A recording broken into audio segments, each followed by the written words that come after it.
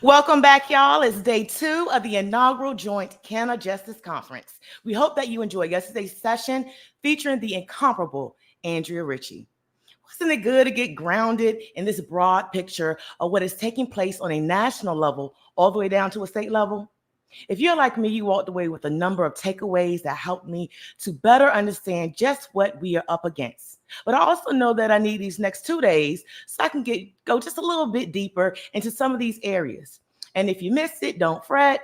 All attendees will have access to the full conference in January. The topic of cannabis has so many layers, and we just have to take them one by one.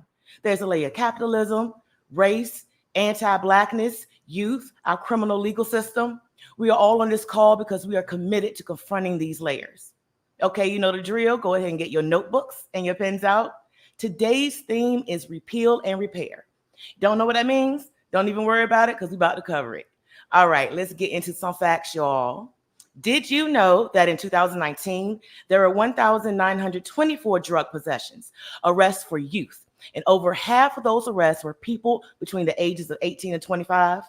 Of course, most of those arrests were young Black people. In 2020, that number grew to 2015 arrests, still with targeted impacting on Black and brown communities. So this is so disheartening. Way too many people are introduced to the criminal legal system before the age of 25 for simple possession. Again, of a plant that we're positioning to make so much money off of. Be encouraged. We've had some wins. We have made small steps in the area of repeal, but there's a lot more that we need to do. We must work hard to truly repeal the prohibition. The legal market and regulatory system will take time to set up. We cannot risk more people being caught in the system for actions that will soon be legal.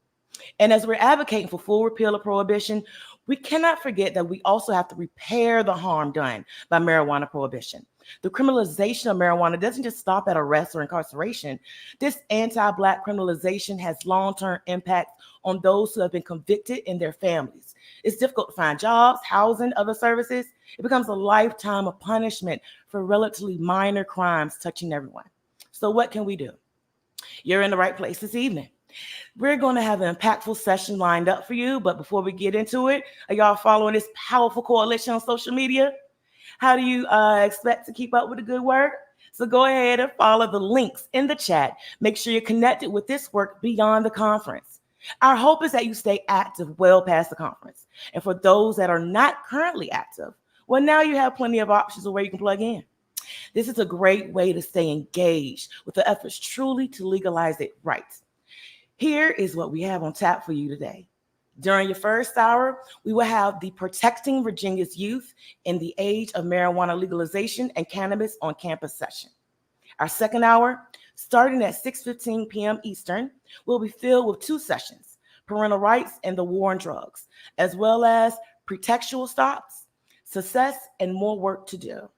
We will then end the day with the following 3 sessions: Legalization and Mixed Immigration Status, Resentencing for those still inside, and expungement. What happened and why it's important.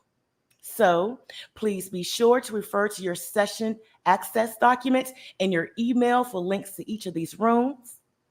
Go ahead and drop that link in the brochure in the chat for us. All right. Okay, y'all, get your notebooks, get your pens out.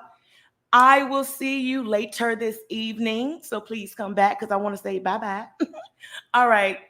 Guys, head out to your discussions and have a great time in your sessions.